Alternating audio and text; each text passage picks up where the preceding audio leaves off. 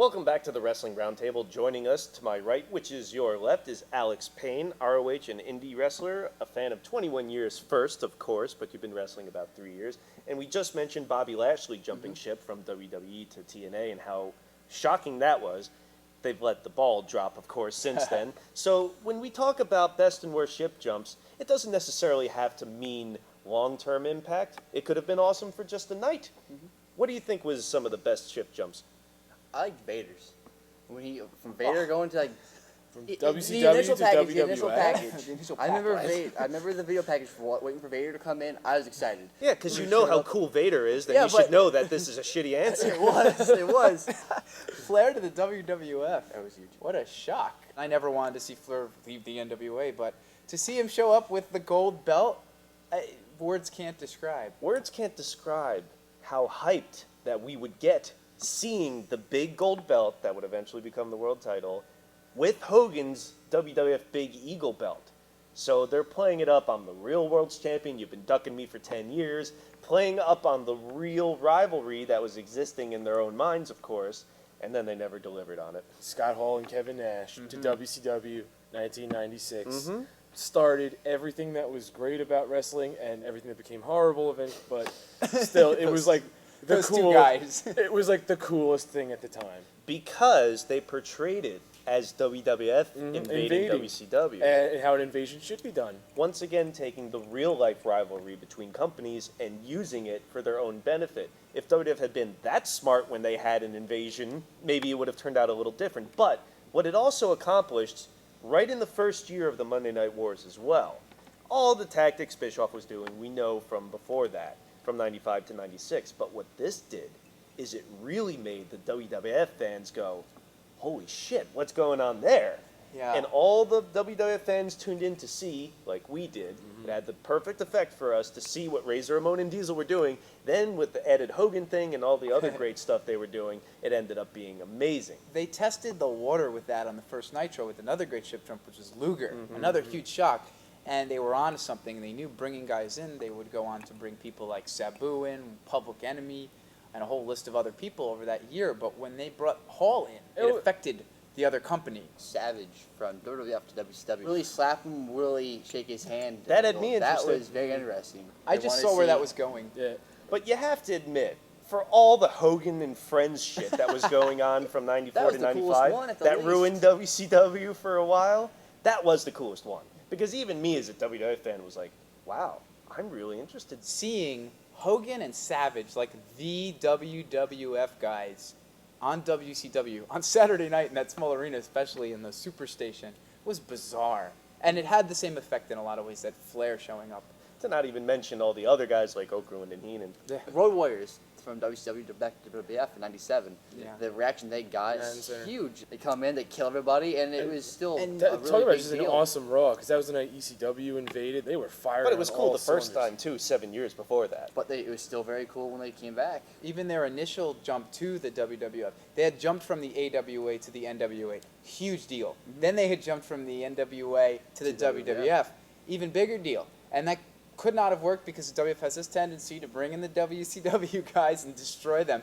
Even with their own team of demolition, they knew they had to run with the Road Warriors. But speaking of AWA to WWF, we've mentioned Hogan before. And I think As we always should. we have to mention the most historically significant one would be from 1983 when Hogan jumped from the AWA by Vern Gagne to WWF and Vince McMahon, and wrestling has never been the same since. Absolutely. Gagne could have fixed that by putting the belt on him. Hogan and was already super promising over. him money, and much like Luger making a verbal promise and still going to WCW, and people like the Road Warriors who had everything they'd ever need in the NWA saying, no, we're going to go to the WWF. It changed everything because it took everyone by surprise. Even though it was kind of osmosis in a way, because the biggest happen star eventually. should end up in the biggest place. It's just how it goes. Well, the biggest star ended up going to WCW in '94 as well, and like I said about Hogan and Friends for the first couple Hogan years, and it was Friends. pretty much garbage. But that first night, you have to say something about a company that would take Hogan and Flair and do it for their world title the first Pay-per-view. fucking chance they got. And job the guy that they've been backing for 20 years. and Well, give he's it the to- heel at least. No, it was the right thing to do. Another reason I like that too was because, like WrestleMania 1, that particular pay-per-view, Bash at the Beach, they knew we have to do this. We have to bring in Shaq, and we have to make this big, and we do have to put the title on Hogan because he is going to be our guy. We paid a lot of money for this. A big one that also furthered the idea that WWF is much more hipper than WCW in '98, the day after WrestleMania 14, when they brought back X-Pac. Oh, absolutely. That was fucking huge because not only does he have the connection with the clack and the big nose, but it also had the promo ripping on WCW and all their big names over there for all the shit that they get stereotyped for. X-Pac, Six, Hall and Nash were the hip element on Nitro. And for one of them to go back to this place that's now the new hip with Austin and DX really showed the fans, and then subsequently by doing the invasion of Nitro and all the stuff that DX did, that the place to be if you wanted to be cool was the WWF again. He was at like right place, right time. wow. He got lucky so many times. It was like the exact opposite reaction of something that should have been hot for WCW months before when Rick Rude out of nowhere debuted on Nitro, of course the same night as a taped Raw, but that was something that you wouldn't even think Rick Rude's going to talk to the other side. Well, it was at that point that you started to realize that WCW was starting to lose its ability to bring people in and have it mean something, and maybe it really Oh, was it meant time, something. But They just didn't follow through it. Did it really have the ability to drag out importance like something like Luger? It should have. Because not only was it right after the Montreal Screwjob a couple weeks later, and Rude's promo was saying that I jumped ship from the Titanic, and Bischoff had that look like the cat that ate the canary behind How him. often do you get that? It looked so bad for WWF to really have did. that sort of thing happen weeks after the Montreal Screwjob. Not to mention, you turn to the other show and you see the guy and you know it's taped. I'm not going to watch this. It's a tape. Plus, it was also before Starrcade 97, and the guy that Hogan, his leader, was fighting is the guy that broke That's his back and true. ended his career. So if they had just used that to promote the match that got them the biggest buy rate they ever had in the first place, maybe if they had their mindset a little more keen, they would have been able to use that. But that's the past, and I also want to ask a question about the past. Who do you wish had jumped ship? When and where to? Sting, 98. In the Ideal middle of the situation. lobster shit. Yeah. If you went there and wrestled Taker or Austin, any of those other guys, Austin, that would hello. have been a huge money for them. WrestleMania time or SummerSlam time. 1997, before the screw job, I would have liked to have seen Shawn Michaels jump to WCW. When he asked for his I bet release, the rest of the locker room didn't. it would have been cool. He could have finally fought Sting. He could have been with Hall and Nash. It would have been a huge element of the NWO. Poor They would have, WCW. yeah. But then it would have been Hogan and Friends versus They would have made it Nash to and Friends. 2001. Oh, let's not even think about that. The Road Warriors going to the WWF in '87, right after Hogan beats Andre. The next show, Saturday Night's Main Event or whatever, rather than revisiting the Andre thing, two of them run in and absolutely destroy Hogan. It would have been the coolest thing ever. Wow. It's not that I like this guy, because I don't.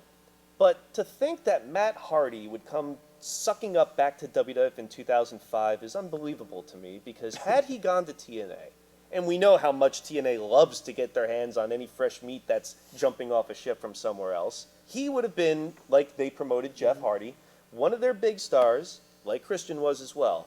So, if we get to 2009, rather than Christian coming back now, if all these years had passed by where Matt Hardy, whose stock has gone up exponentially from the mid-Carter he ended up being and became once he came back to WWF, if that match, Edge and Matt Hardy, with that real-life drama and real-life setup Oh, wow. had Man. never happened and he came back now, people would be fucking clamoring for that. They would be frothing at the mouth to see that match. It would just be unreal. Easy buy rate. Huge match. Well, we have a huge segment coming up next because we're going to talk about some of the worst jumping ships, whatever that means. I was gonna say Austin from ECW to WWF. In the long run, look what it did. run, but It's amazing in that period from 95 to 97, how many of those jumps meant so much to the companies. So Austin going to from ECW, it opened up this whole public can of worms about how much he hated, how evil Hogan was, and then for him to take that, translate it, bring it to WWF, and eventually turn it into Stone Cold Steve Austin, which eventually destroyed WCW. That's a great story arc in real life. That they totally destroyed WCW anyway. It basically took your main guy, that could have been your main guy, and basically gave it to the competition. It's one of those. They just handed him over, basically. What if if Bischoff never fired every title except for the world title. Oh, that doesn't matter. What's that? Austin won every title except the world title in WCW, but he was on that. Because he had hair. Acclaimed by reviewers and film festivals around the world, it is one of the great documentary films of our time. Now, the 10th anniversary collector's edition of Hitman Hart, Wrestling with Shadows. The story of the epic real-life battle between Bret Hart and Vince McMahon. And as a special offer never before released on DVD, The Life and Death of Owen Hart. Exclusively available on this double DVD 10th anniversary collector's edition. The Life and Death of Owen Hart. The story of a real-life tragedy in a world where making money trumps everything. Vince McMahon has always had this mentality about treating wrestlers like circus animals. You never dreamed something like that could happen in wrestling. Order the 10th anniversary collector's edition of Hitman Hart, Wrestling with Shadows, and The Life and Death of Owen Hart, and you will also receive 2 added features. A new interview with Bret Hart, looking back 10 years later, and an interview with the film's director, Paul J. Order this double DVD set now for only $24.95. Order now online or by phone at 866-396-4231. $24.95 plus shipping and handling. Order now.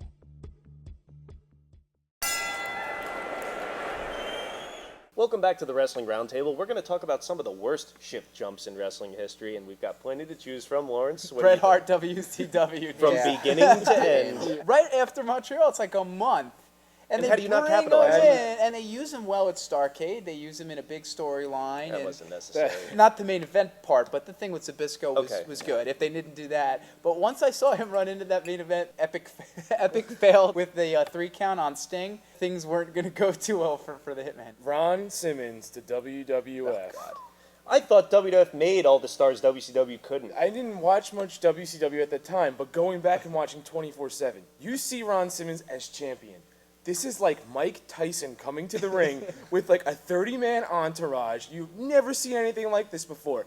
Then you see him on Monday Night Raw, like on his head? In a gladiator in a outfit. gladiator outfit with Sonny like getting a cake thrown at her, and it was so fucking ridiculous. Until a few months later, they turned him into Louis Farrakhan. Shane Douglas from ECW to WWF. Oh, Turned him into Dean Dean, Douglas. and he was Whoa. so wonderful. What's also bad about that is, of course, ECW built the reputation in Philadelphia around we're not mainstream, fuck all that shit. And Shane He Douglas went from was... someone who was edgy to the cartoon.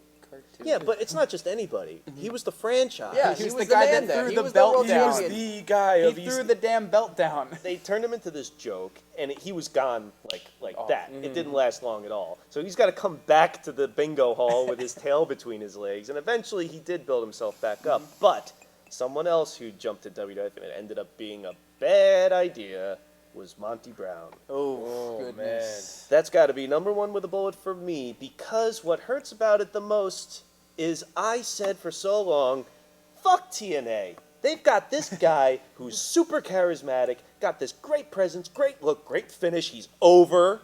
He could have been fucking huge for them. It's everything they want. It's everything they need. Yeah, that's because all these guys coming in, ex-WWF mid-carders, and getting the belt immediately is fucking embarrassing.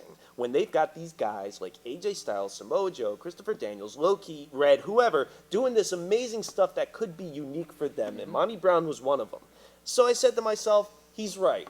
If they're not going to push me, fuck this. I'll go over to WWF.